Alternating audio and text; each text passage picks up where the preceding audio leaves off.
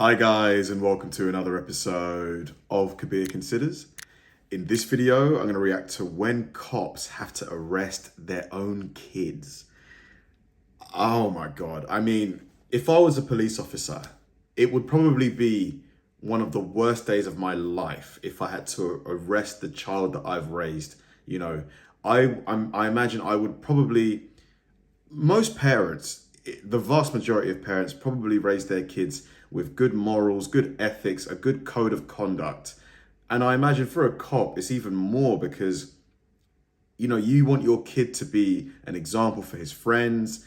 You want to be like, they're a reflection of you in a way. So to have to arrest them, it just must, I would feel like such a failure if I had to do that. I would be like, where did I go wrong? You know, what did I do wrong? It's got to be a real low point. So this video, I'm eager to see what these kids did. You know, if it was minor stuff or if it was quite serious stuff. It's going to be a really interesting video. By the way, guys, if you enjoy the video, definitely check out my Patreon, loads of exclusive content. And if you want to help the channel grow, please like and subscribe. Let's do it. Cops have to deal with all sorts of violent and horrifying criminals in their job. Whoa. But what happens when it's their own children that they have to arrest? Dad! Get in the car. You're arrested for DUI. On the 28th of December 2022, a witness had observed a white vehicle strike a traffic light and then quickly drive off. A part of the vehicle's bumper had fallen off in the road after the hit. Around 15 minutes after the call, police located the suspect's vehicle at a gas station across the road. But the driver was the last person they expected. Come back from Applebee's? Yeah, I had a drink. Okay. How old are you? 21. My dad is, Listen, your bumper's in the road over there. Did you just hit that pole? No, I promise you I did not. No? The very thing 21-year-old Teresa says is that her dad is an officer with the local PD, possibly hoping that he'd come and get her out of the situation. But the cops at the scene are sure that things are way past that. You left Applebee's. Yeah, I left Applebee's. You cut through the plaza. You came out by Lowe's and Chick-fil-A. Yeah. Did you hit the traffic pole that's right No, I there? did not hit the traffic. Just don't lie. Just don't lie. Tell the truth.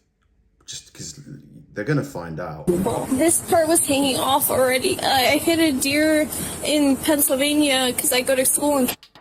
Do you smoke marijuana recreationally? No, I do not smoke marijuana universally. Universally, smoking marijuana isn't the only part of her story that doesn't make any sense. She's saying that her bumper was already hanging off from an accident in Pennsylvania around 25 miles away, and it just happened to fall off right as another car identical to hers struck a traffic light. But Teresa has a trick up her sleeve that might just get her out of this.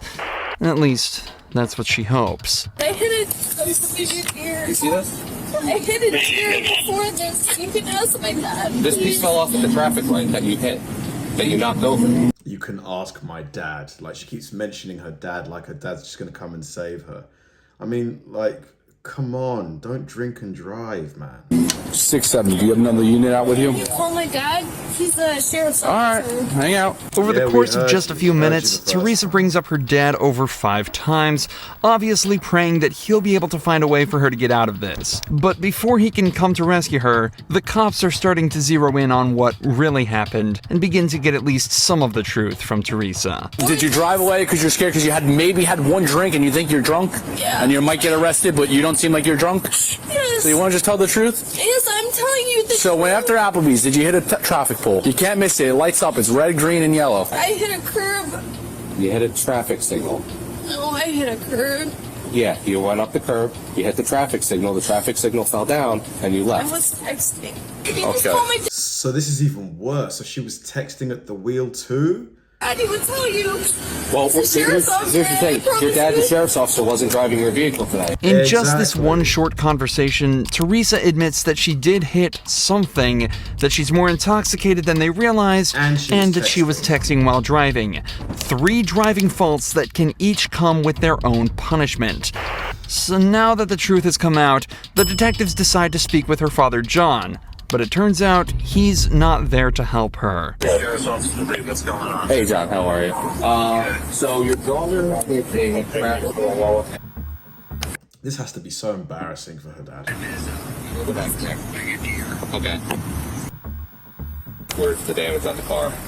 Okay, the damage on that car, on the car there, I think it was like the front right bumper. John explains that Teresa did hit a deer earlier and that the damage was on the front right bumper, but it was nowhere near as serious as the damage the car was currently sustaining. Can I come out? Are you guys out there? That's up to you. I'll see if she wants you to come out, if she wants, you to drive her home. Yeah, I appreciate it. Let me come out there and I'll see you guys in a couple minutes. Thank you. Okay, all right, sounds good. It looks like Teresa isn't going to be getting the salvation she was hoping for from her dad, and just 5 minutes later, he arrives at the scene to talk with the cops. What's up?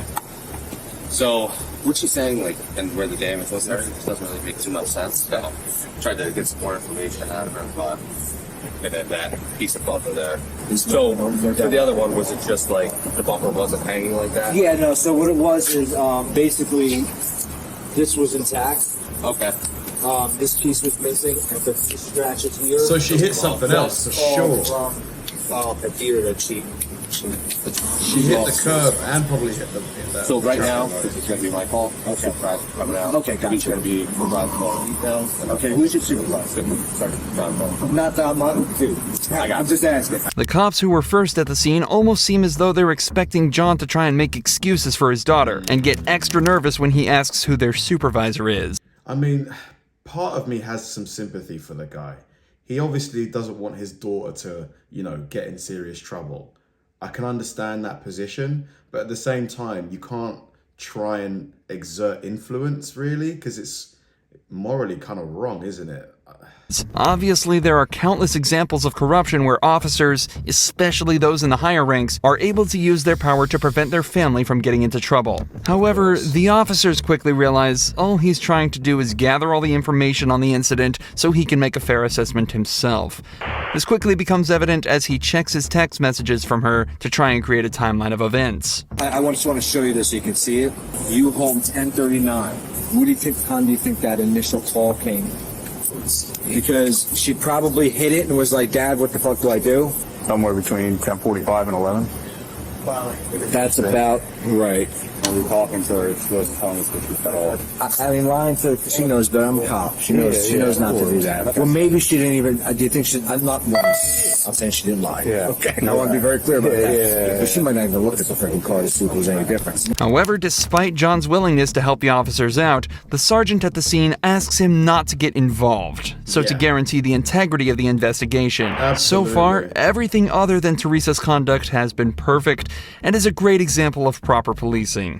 So, it's back to focusing on what Teresa had mentioned earlier. She says she'd only had one drink at Applebee's, but it's starting to seem as though she may be a little more drunk than they realize. Just give her the breathalyzer. I don't understand, why in the States it takes so long to get the breathalyzer out. Here, if a police officer suspects you're drunk, immediately they're going to just take the reading, you'll breathe into it, and it will show them.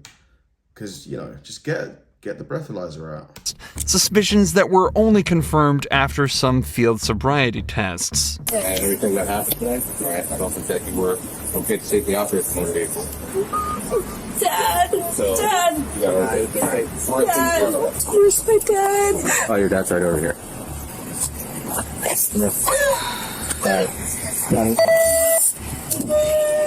You stop with this shit in the car. You're arrested for DUI. Go ahead. Have a seat.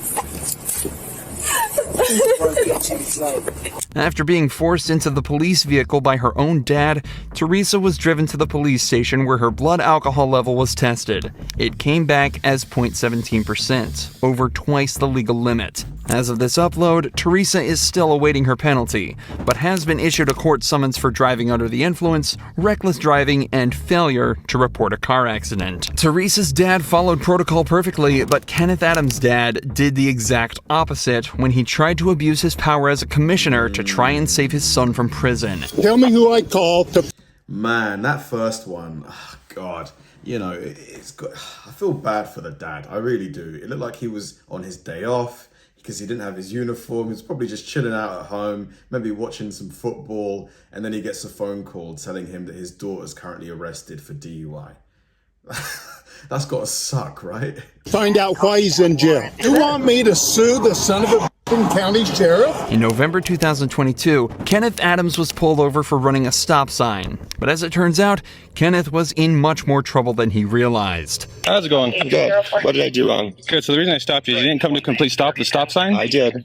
And then you didn't have your turn signal on. I sure did. Okay. I know for a fact I had my turn signal on. Okay. That's why I was surprised you were pulling me over, but whatever. The officer then took his license and ran it through the system, where he would discover Kenneth had a warrant out for burglary and theft of a vehicle. All of a sudden, Kenneth becomes defensive and refuses to exit the vehicle. Can I get you to step out of the vehicle with me? What are you doing? No. What's going on? Seriously, what's going on? You have a warrant.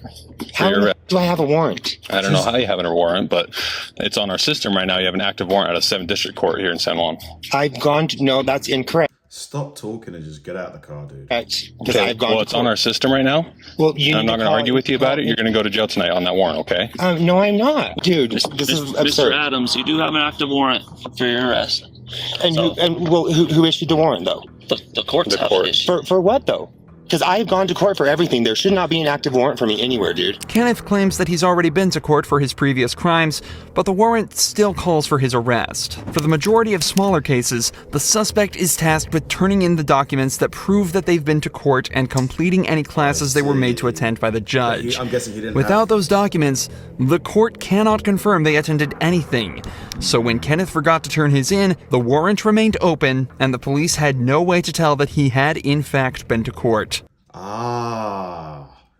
But Kenneth, why didn't you turn in the documents? I mean, dude, you know you had to do that. Issued October 13th. For what? It has some felony charges, burglary charges. Felony? Dude, I've been to court for that. No, I've been to court for that. You want to know the charges?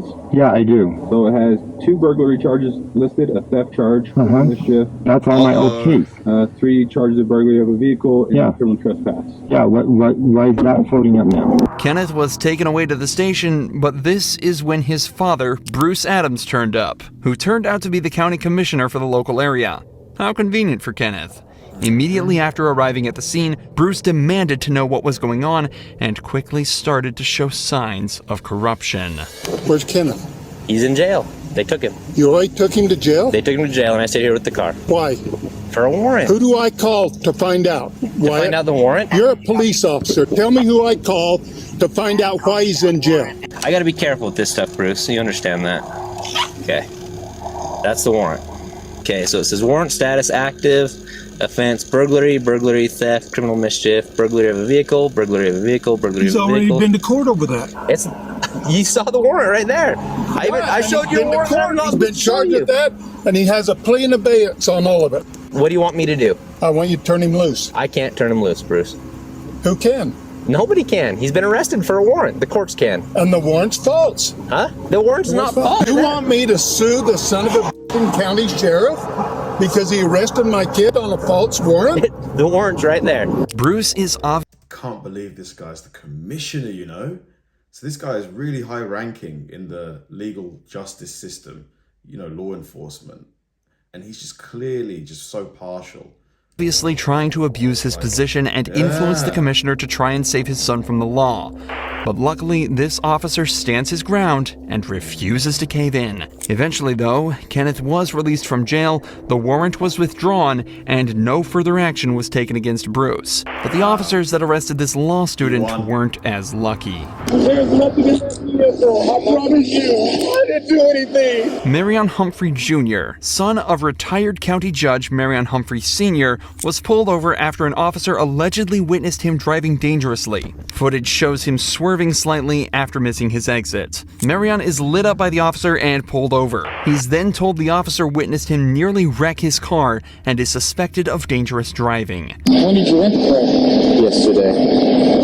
You gotta take it, turn it back in a Fayetteville? You pick it up in Fayetteville? I'm sorry, sir. This is, I'm trying to figure out that you have probable cause to stop me. Yeah, because you're super nervous, so I'm trying to figure out why you're so nervous. Being a law student, Marion asks, Is nerves probable cause? I don't think so, but if the officer has probable cause for pulling him over. The officer struggles to give a good answer before claiming Marion seems super nervous. That is not probable First of all, being nervous isn't a crime, and isn't evidence towards a crime either. And secondly, Marion actually carries himself incredibly well in this situation. He complies with the officer's requests, asks why he's being pulled over, and why he's being held. He even calls his dad to listen in on the entire arrest, something the officer clearly didn't like, as he then asks to search Marion's U-Haul. If I bring a dog, is it going to hurt anything? Yeah, no, it's not going to hurt anything. I promise you. I honestly just don't want to get shot. Yeah, that's all, and I'm sorry about that. It happens. Oh, if I were him and there's nothing in there that's illegal, just open it up and let him search it. Just do that. I mean, yeah.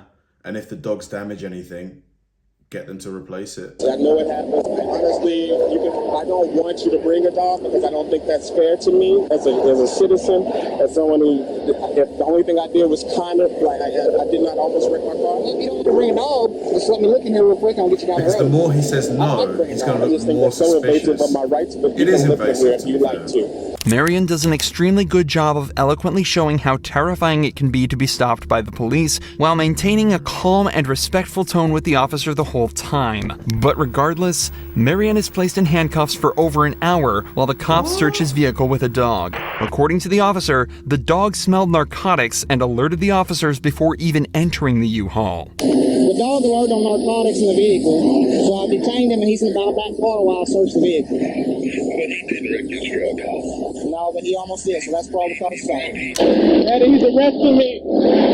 He's arresting me. Give me your other hand. He's arresting me, Dad. There's nothing in that vehicle. I promise you. Okay, come here. He is so scared. Oh, poor guy. I didn't do anything. Predictably, the cops find nothing in the vehicle. Marion has since opened up a lawsuit against the officers, claiming they violated his 4th and 14th Amendment rights. As of this video's upload, the case is still ongoing. Man, the second and third examples were really a lot of food for thought. Like the second one, the guy was clearly so partial towards his son, which I guess every parent's gonna be. But I suppose when it's your job to uphold the law and your son has been, he's got 3 felony charges, 3 separate burglary charges. I mean, at some point, like, you've got to let him just deal with his own problems, especially because the son looked like in his late 40s. I mean, he should be able to stand on his own 2 feet. I get as a parent that you're going to want to rescue your kid, like, whenever they need help. But man, but then again, he had been to court. He did have the papers. So, he was released from jail. Fair play to him. The last one, he was just so scared. Poor guy. Like, luckily they didn't find anything in his truck, and so I'm guessing they let him go. But to be handcuffed for over an hour, in public like that must have been really humiliating for him, considering he did nothing wrong. But yeah, like, hopefully he has sued. Hopefully he wins. Thanks for watching, guys, and I'll see you in the next one.